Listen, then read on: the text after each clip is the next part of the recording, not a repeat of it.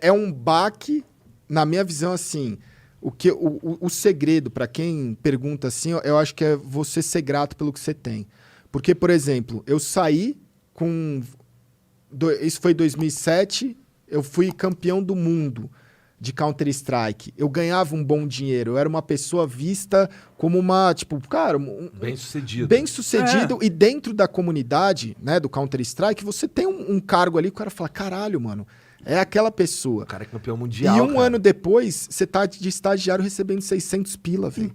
Entrando numa empresa, isso é o fucking estagiário de merda. Meio que era um pouco do meu ponto. É isso, tipo, deve ter sido difícil essa transição. Foi. Por exemplo, pra mim, eu tive que ter eu tive que tomar essa escolha num determinado momento da minha vida, porque eu fiz muito sucesso durante a época do Minecraft e as viagens e tal, e aí eu tive uma fase que eu simplesmente buguei, assim, eu não tava conseguindo produzir mais nada que fosse da hora, tá ligado? E aí eu fiquei uns 3 anos que eu me desconectei do YouTube, e nesses 3 anos era uma briga muito interna, o que eu vou fazer da minha vida, tá ligado? E muitas vezes eu cogitei, então agora eu vou pra área corporativa, tradicional, tá ligado? Mas eu não queria, mano. E por causa exatamente disso. Porque dentro da minha lane, né? Dentro da minha área ali, eu tinha atingido um patamar da hora de reconhecimento. E aí mudar esse caminho agora seria ter que passar pelo que você passou. E é por isso que eu acho foda a tua história. Porque tu passou por isso. E aí, mano, deu a volta por cima são muitas de um jeito voltas. maluco. Porque você não só passou por cima de... Você sofreu nesse ambiente corporativo distoante da sua outra situação, da sua outra realidade, e você venceu dentro disso, só que aí depois você saiu disso e voltou pra tua outra realidade e venceu de novo naquilo. Mas isso é da hora. Eu acho que hoje, por exemplo, né, indo e voltando, a stream em si, ela é o resumo de grandes e de vários fracassos, não de sucesso. Eu considero muito mais valor nesses fracassos que eu tive do que no sucesso. Parece meio clichê, não sei o que e tal, mas, mano, você tem que quebrar muito, você tem que fracassar muito, porque é um negócio que te deixa mais forte. Então, quando eu era estagiário, eu tinha orgulho daquilo, porque eu virei e falei assim, porra, ou eu vejo isso como um retrocesso e fico louco, ou eu vou ter orgulho disso. E eu vou ser, adianta eu reclamar, que é aquilo que eu falei, reclamar sem fazer sua parte. Então eu via que os funcionários chegavam 8 horas, 9 horas. Eu comecei a chegar às 7h30, 7 horas. Ficava um pouco a mais. Comecei a conversar com bastante coreano que tinha na empresa, e aí eu tentar entender um pouco da cultura. E eles tinha um coreano que ele falava pra mim, porra, você é muito inteligente. Eu falava, mas por quê? Ele falou, porque você entende a cultura. Por exemplo, na Coreia, alguém trabalhar um filho, ou alguém trabalhar na Samsung ou na LG é muito nobre. A família respeita, independente qual é o cargo. Pode ser na fábrica, pode ser o estagiário, pode ser o presidente. É algo respeitável. E a pessoa tem orgulho de trabalhar. Então eu olhei aquilo e falei assim, por que eu não vou ter? Né? Por que se eu quero almejar algo melhor, por que eu não vou fazer isso? Por que eu não vou dar valor àquele cargo? E a pessoa vai olhar e falar assim, porra, quando ele cobrar alguma coisa, ele fez por aquilo. Então, esse processo de conseguir as promoções foi muito mais simples, porque ninguém tinha como falar assim, porra, mas ele faz corpo mole. Pô, mas eu chego e ele não tá, ele não entrega as coisas. Então, eu falei assim, que era a veia da competição, que é aquilo de chegar e o cara falar, você nunca vai ser do time da LAN. No ambiente corporativo tem um pouco disso, você nunca vai ser o chefe. Mas calma, porque se eu for fazendo as coisas, você vai crescendo. Né? Então, dentro disso... No final das contas é meio matemática, né? É o quanto tu produz. Exatamente. Aí o teu valor sobe, é matemático. Né? E aí foi nisso. Quando eles foram me segurando através dessas promoções, e aí quando chegou em 2010, eu entrei em 2008, quando chegou na metade de 2010, teve um campeonato em Los Angeles que a Samsung patrocinava, que era o mesmo que eu fui em 2001, a World Cyber Games. E aí eles me convidaram e falaram assim, você não quer ir para Los Angeles com a delegação, fazer a cobertura? Eu falei, vou, né? Porque eu já cuidava um pouco da área de games e tal, da área de monitor. Nessa época que tava na Samsung, tu se desligou do CS? Desliguei. Teve um tempo, eu tive que me desligar.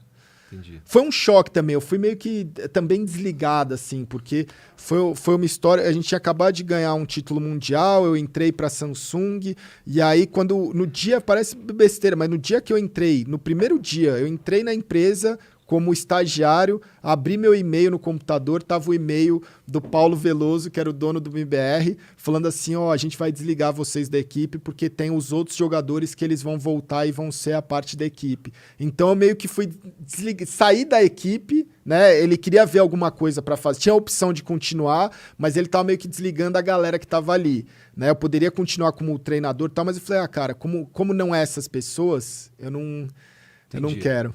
Entendi. Então, você já tinha uma ligação forte com eu o já time tinha uma anterior, ligação né? forte. Então, porque o MBR também foi o nosso rival, né? Do G3X. Tinha essa época de rivalidade. Mas aí o muito louco eu fui para Los Angeles, conheci novamente porque eu estava há uns 3 anos afastado das competições. Foi de 2007 para 2010. E aí quando eu cheguei lá, eu vi, era outro cenário. Não era só mais os 5 jogadores e o coach. Tinha assessoria de imprensa, tinha o cameraman, o cara das redes sociais, tinha, fisioterapeuta, já tinha psicólogo. O pessoal acha que isso é novidade hoje, 2010 já tava rolando isso. Aí eu olhei aquilo e falei, que louco, né, velho? Por que no Brasil ainda não tá assim? Por que no Brasil a gente não consegue? E aí me deu a sacada de eu produzir conteúdo. Primeiro eu falei, eu preciso produzir conteúdo para esse mercado de esporte, meio que profissionalizar, e depois eu posso vir com um projeto. E aí foi que eu já estava fazendo um curso de cinema, terminei o curso, fiz cinema, me demiti da empresa, e aí quando eu me demiti da empresa, eu já estava com essa produtora já formada, e aí eu peguei e desci no prédio, né, que era no World Trade Center, desci, comprei a garrafa de vinho, entrei na sala do diretor e falei assim, ele já falou, putz, até sei o que você vai falar. Eu tinha recebido uma promoção fazia 3 meses. Aí ele virou e falou assim, eu sabia que eu ia te perder 1 hora. Aí dei o vinho pra ele falou, quando você precisar de mim, portas abertas, tal, não sei o quê. Legal, muito foda, nossa, porque eu falei assim, cara, eu falei, eu cumpri meu papel aqui. E aí, quando eu criei a Seleção Brasileira de Games em 2012, eu falei, eu vou criar um projeto intuitivo que as pessoas possam entender e patrocinar. A primeira cara que eu peguei o telefone e liguei foi ele. Ele estava numa outra empresa, que era a AMD, e ele patrocinou o projeto. Então você vê que uma porta meio que... Eu não saí da empresa e falei, foda-se, eu odeio aqui, nossa. Você levou a sua relação humana dentro dali, você levou o patamar dela do que qualquer outra coisa que acontecia no âmbito profissional de mesquinharia, tá ligado? E eu acho que pelo menos no Brasil, a gente... É costume tu ficar puto com a empresa que você trabalha. Né? O brasileiro... E eu sei porque eu tive esse sentimento quando eu era mais jovem, tá ligado? De ser puto com onde tu trabalha? Não, também, mas ser puto com todas as instituições, tá ligado? Eu falava, eu achava que tava tudo me oprimindo, de certa forma, tá ligado? E aí eu não gostava mesmo. Eu seria... Hoje em dia eu, também mudei totalmente a minha visão.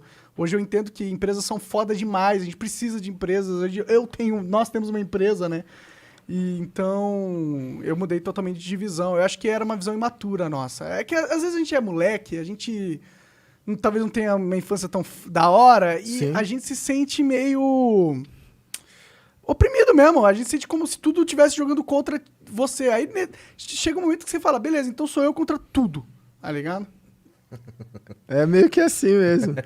e eu acho que o que me fez perceber ali e que me conectou muito foi as pessoas. Isso de você conhecer as histórias, você entender, você conversar, entender o que seu companheiro ali de trabalho pensa, né? Como é que é a vida dele ali, o que ele pode te ensinar. Os coreanos também, então eu aprendi muita coisa. E aí eu criei o projeto da seleção, foi a volta, o retorno para, né, novamente, antes disso a gente criou um projetinho que era o piloto, né, já deu muito certo, a gente voltou a ganhar títulos no Brasil, voltei a ser treinador, aí a gente voltou a viajar, né, voltei a viajar, né? Rodar o mundo, ganhar um dinheirinho que era bom, aí comecei a mexer com campeonato, né, com transmissão de campeonato, falei, vou criar Brasil Game League e tal, e aí de 2012 para 2013... eu conheci outros sócios e a gente montou a Agência X5, que foi a primeira agência de transmissão e organização realmente de esporte X5? eletrônico. Tinha alguma coisa a ver com aquela empresa X5 de computadores. de computadores? Exatamente. Eu conheci o dono dessa empresa 10 anos atrás. Então, que era o meu ex-sócio. Aí a gente montou meio que em uma das lojas. Eu queria montar um centro de treinamento para a seleção e ele queria montar como se fosse um showroom um centro de treinamento numa loja dele. E a gente entrou, falou, vamos fazer junto. Viu que deu muito certo, começou a rodar campeonato, começou a criar agência, criamos a agência, tudo, e foi muito bom. Tipo, em 2013 para 2014, a gente colocou 112 mil pessoas numa stream da Twitch. Foda de League of Legends. Era a época que a Riot ainda não tinha o CBLOL, não tinha entendeu? A gente fez antes. Então vocês fizeram história ali, né? Foi, cara, eram números absurdos. Hoje, você colocar 112 mil, mais de 100 mil numa stream, ainda continua sendo números absurdos. Sim, é nível top do mundo. Então ali a gente revelou muito talento de narrador. Ali eu acho que foi um momento muito bom, porque Você pode falar alguns narradores? Toboco, Tichinha, Melão, o próprio Gordox, GSTV, quase Chaep, todos eles passaram pela agência X5. Que da hora. Né? Então, e teve vários outros que foram passando por ali, só que eu tinha uma visão, aí que é os pontos, né? Eu tinha uma visão que eu olhava e falava assim, porra, o esporte pode ser diferente. O esporte eletrônico pode ser algo mais leve. Né? Tem o esporte convencional, tem o esporte eletrônico. E aí a gente fazia muito conteúdo, vídeo pré-jogo, os campeonatos em si eram um negócio onde a gente colocava os times para se enfrentar frente a frente. Então saía muito meme, a transmissão era mais leve, os próprios narradores e tal. Tinha um valor de entretenimento da hora. Tinha. Né? Era um negócio onde a gente muitas vezes via pessoas de outros jogos assistindo aquele campeonato porque tava divertido. Falava, porra, mano, os caras tá tretando ali, um tá meio que... Então era muito legal. Você acha que mudou isso hoje em dia? Cara, aí o que aconteceu? De 2014, em 2014 a gente conseguiu um contrato, foi meu primeiro contrato milionário, assim, que era o contrato para organizar e transmitir o CBLOL no Maracanãzinho e no Brasil inteiro. A gente fez etapas no Brasil inteiro, que foi no Sul, no Nordeste, terminava a final no Maracanãzinho, e a gente fazia toda a parte de organização e transmissão do campeonato. Então era muito extenso e era muito caro, era muita gente. A gente tinha mais de 40 pessoas trabalhando. E aí, quando a gente fechou aquele contrato, foi um negócio que eu falei, caralho, né, mano? Que loucura, voltamos. Tá dando certo, né? Tá dando certo. E aí, no ano seguinte, quando eles viram aquilo, eles falaram, porra, é uma realidade. Contrataram uma pessoa de televisão, de esporte convencional, e falamos, vamos fazer isso dentro da Riot. Então, quando isso aconteceu, a gente perdeu todos os talentos, a gente perdeu os nossos principais campeonatos, a gente ficou uma situação que a gente falou assim, porra, fudeu, né? Porque agora tem outros campeonatos para fazer? Tem, mas era o nosso maior cliente. Era um contrato milionário, Era né? um contrato.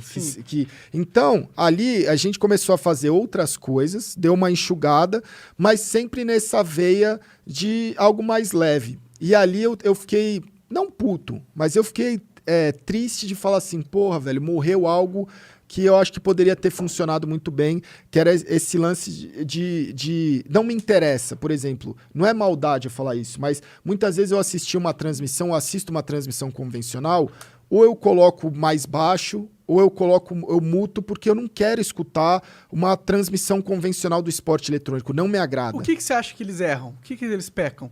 Porque, tipo assim, hoje a molecada assiste vôlei, basquete, futebol, você consegue... Hoje uma molecada é difícil o cara assistir futebol. Então por que você vai pegar um padrão que já existe e ninguém quer saber pra botar de novo? Mas essa tendência de adotar o padrão de futebol é uma coisa que vem desde 10 anos atrás. Os caras já começavam a narrar estilo Galvão Bueno. Exatamente. Só que eu olhava aquilo e falava, eu sou o louco ou sou o chato que não quer ver desse jeito. Porque é chato pra caralho, velho. Não, entendeu? Você não é nem louco e nem chato, porque eu também não quero ver desse jeito. Mas as pessoas da indústria falavam, mano, esse cara tá louco, que porra é essa? Não existe isso.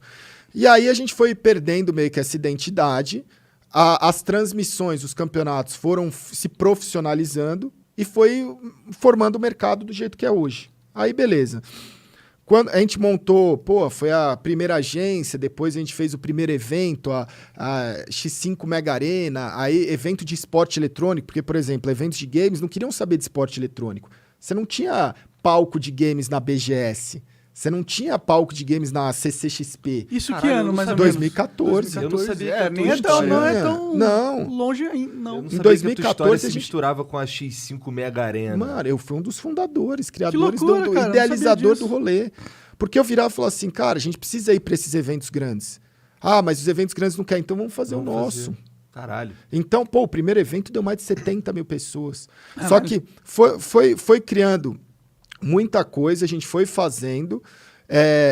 A gestão tinha alguns problemas. A gente também, quando você lida com grandes números e grandes patrocinadores, às vezes você perde um patrocinador e se quebra inteiro. Mas foi indo. Aí a gente virou e falou assim, 2014 foi o ano dos eventos. 2015 a gente falou, pô, vamos construir uma arena fixa em São Paulo, que existe até hoje, a Max. Vamos construir uma arena. Tomei uma tapa na cara do Bambam lá. Ah, eu fui lá jogar lá. um Rainbow Sixzinho com os caras lá, não sei o quê. Aí tava o Bambam, aí a gente ganhou um round dos caras aí. Cara, tá feliz? Dá um tapa na minha cara. Aí eu dei uma tapa na cara dele. Aí agora dá na minha cara. Ele me deu uma tapa na cara que eu nunca mais vou esquecer. Foi no começo do Rainbow Six, não foi? Foi. Então, ali eu era um dos sócios, idealizador também da arena. E aí foi um projeto que, pô, legal, PCs, 200 computadores, palco, tudo.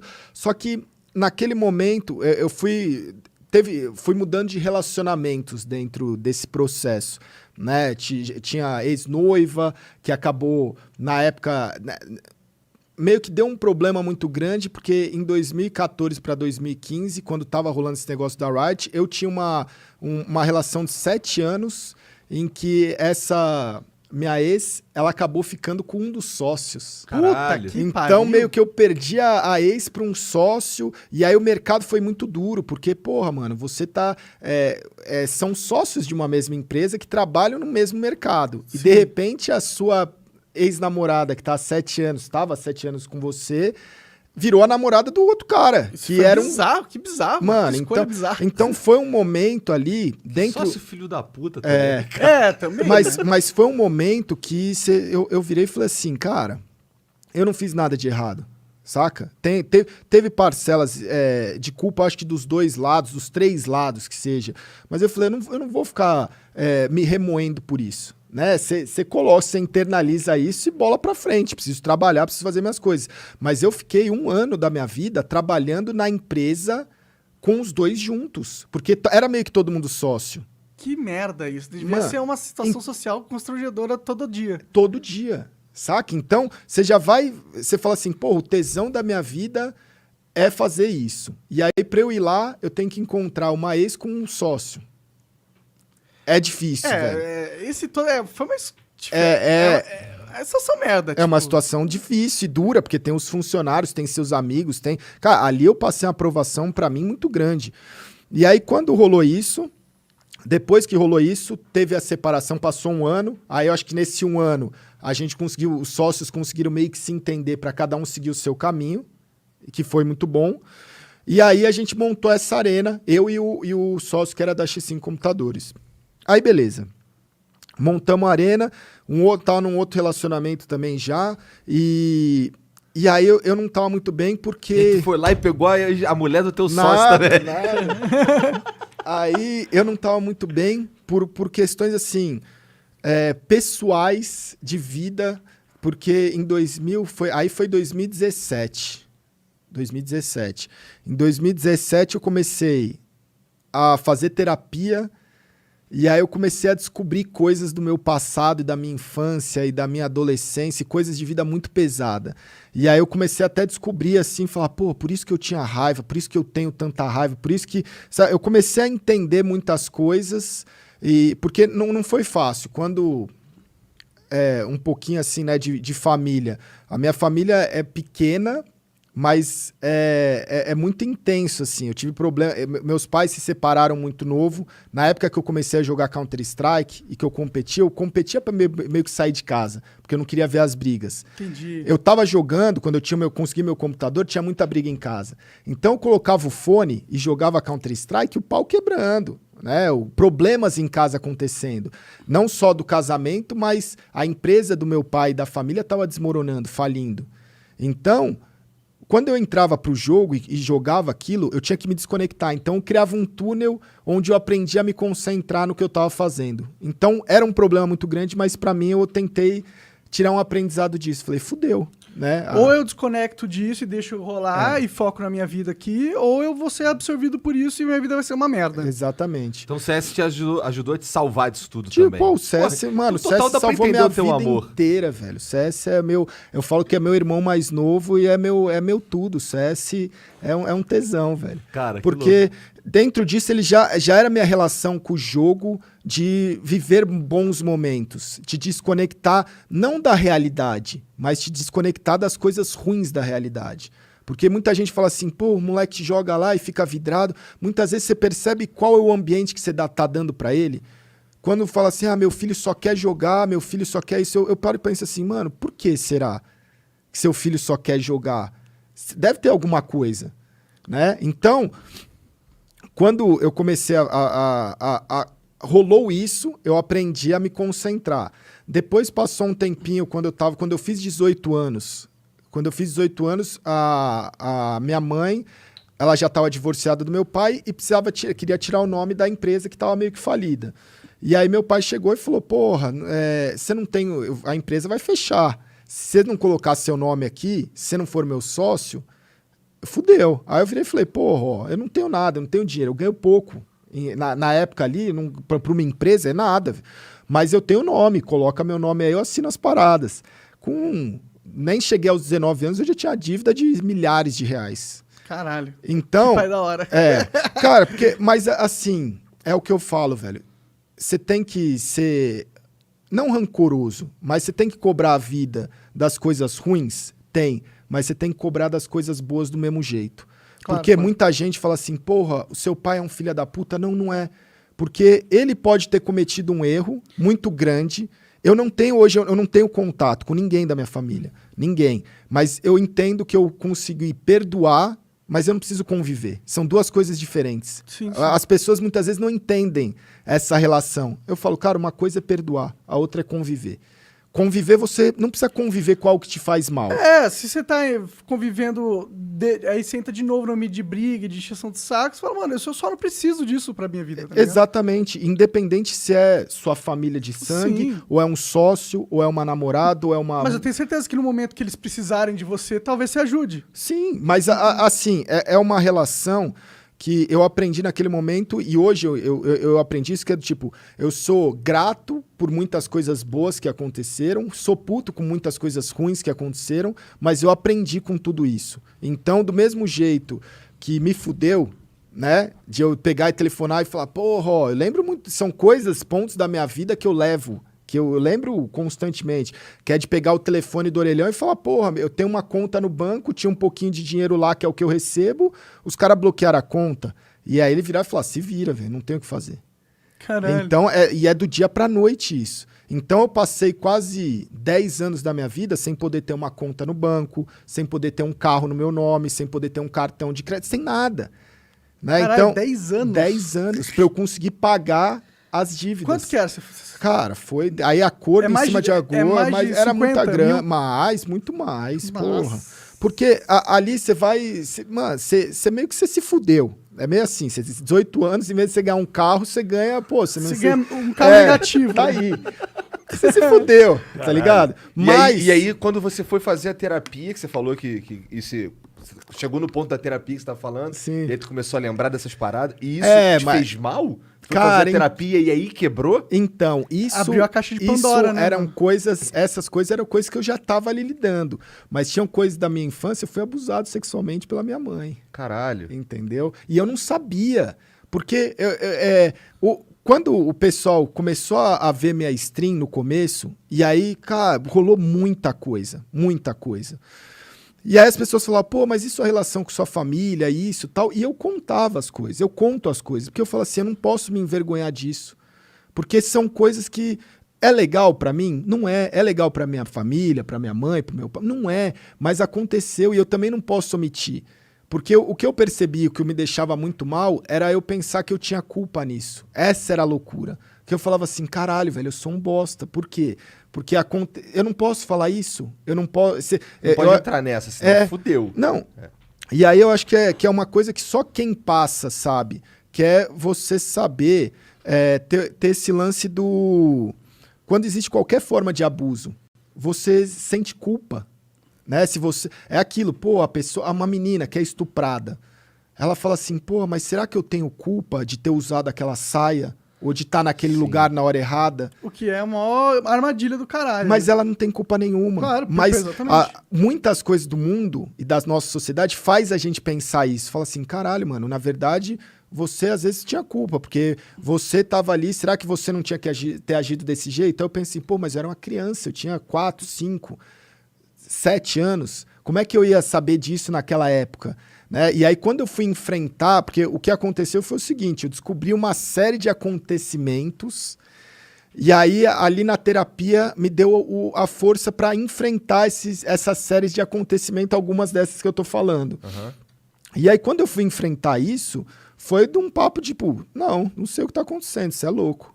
E, pô, não aconteceu nada disso. E aí eu virei e falei, porra, mano, uma coisa é o que existiu. Outra coisa, vocês não vão me meter esse louco, entendeu? E aquilo ficou um negócio que eu falei assim, porra, velho, além de acontecer tudo isso, se ainda vai fazer eu me sentir mal por isso, então, a partir desse momento, eu não quero relação. Porque as coisas estão muito claras, você não fantasia. Que é meio que como qualquer abuso. Não é só um abuso físico, porque a pessoa ela te abusa fisicamente enquanto você é criança. Quando você vira pré-adolescente, adolescente, o abuso é psicológico. Ah, porra, mas você vai namorar mesmo? Nossa, mas essa menina, será que é boa pra você? Nossa, mas... E é um controle que vai te seguindo. E aí você fica assim, cara, é um negócio... E pra mim foi muito duro, né? Então eu precisei de um tempo pra mim.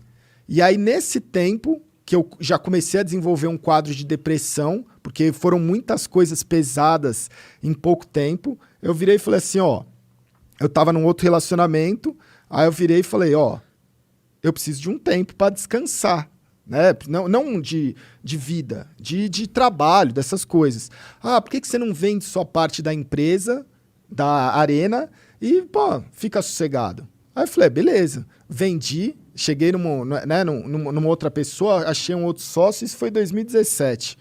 Achei um outro sócio, fiz um negócio, ele me deu lá um imóvel, vendi o imóvel, peguei o dinheiro e falei assim, mano, não tô tão bem, né? Ah, pô, você não tá tão bem, ó, passa esse dinheiro aqui que eu cuido. Putz. E aí já era um relacionamento de quase um ano, mais de um ano, por aí. Passou a namorada na época. É, na época.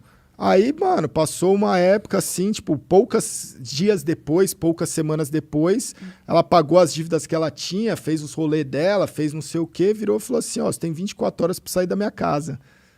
Aí eu virei e falei, porra, mas... Foi nessas palavras. Teve uma treta, mas aí foram nessas palavras. Eu falei assim, porra, mas e o dinheiro? Que eu vendia a minha parte, e o meu dinheiro? Aí sabe o que eu ouvi? Quanto custou cuidar de você enquanto você tava com depressão? Caralho, cara. Caralho? Então... Não deve ter custado o dinheiro que ela pegou, não. Mas assim... Caralho. É insano, velho. Porque eu olhei aquilo e falei assim, caralho, né, velho? É foda isso. Então tem, 24 horas... Cara, um ano vocês estavam namorando? Mano, morava na mesma casa. Entendi. Morava na mesma casa, só que a casa era dela. Entendi. Então você tem 24 horas pra pegar suas coisas e vazar. Nisso daí, eu juntei minhas coisas, que não eram muitas coisas. Eu tinha um computador, tinha uns negocinhos, pá, não tinha cama, não tinha nada, não tinha colchão. E aí eu saí ali nas ruas, achei uma kitnet, literalmente, que é um quarto que tinha uma pia de cozinha, e um banheiro. Era isso. Basicamente, um armarinho era isso. E aí eu virei pro cara e falei, pô, mano, consegue alugar aqui pra mim? É pra estudante, era no Butantã. Estudante da USP alugar ali. Aí ele virou e falou, ó, custa 1.300, é aluguel, condomínio, luz, água, tudo junto. Aí eu virei e falei assim, porra, animal, velho, eu quero. Aí ele falou, ó, precisa de fiador, não sei o que e tal. Eu falei, ó, eu não tenho. Mas o que eu tenho é que eu te garanto que todo mês eu vou te depositar. O cara pegou e falou assim, porra, difícil e tal, não sei o quê, mas gostei de você, vou confiar. né? Tinha mais umas unidades lá. E foi aí que eu achei aquele espaço onde, cara, eu cheguei ali as primeiras noites, eu não tinha cama para dormir, não tinha colchão, dormia no chão. E aí, naquele momento, eu olhei e falei assim, o que que eu faço da minha vida? Né? Foi aí que eu falei, eu vou me matar. Porque seu mundo acabou, você não tem dinheiro, você não tem dinheiro para comprar o seu remédio, você não tem dinheiro para comer. Mano, tudo deu errado. Né? Caralho, isso é uma situação que É o fundo pouca do poço, gente né? sai daí, cara. Cara, é um negócio. Eu cheguei a subir na mureta do prédio pra me jogar. Era um prédio de 3, 4 andares. Puta, tinha que ser um pouco Então, maior. Senão então, mas aí eu fiquei nessa, eu falei, mano. Só que aí nesse dia tocou o interfone, pá, não sei o quê. E assim, foi. Cara, foi uma história muito louca, porque eu tinha começado a fazer live, né? Eu comecei, foi no dia 5 de janeiro de 2018. E aí eu comecei a fazer live e tal, não sei o quê. E aí eu já tava nesse processo de tratamento, né? Mas antes disso tinha dado todo esse problema. Então, aquele dia eu falei, mano, não vou fazer isso hoje. Vou fazer isso tocou o interfone, falei, outro dia eu faço isso. Que bom. Aí, mas, cara, não tinha um dia que eu não levantava pensando, cara, vou me matar Imagino, hoje. cara. Não tem, cara. Porque...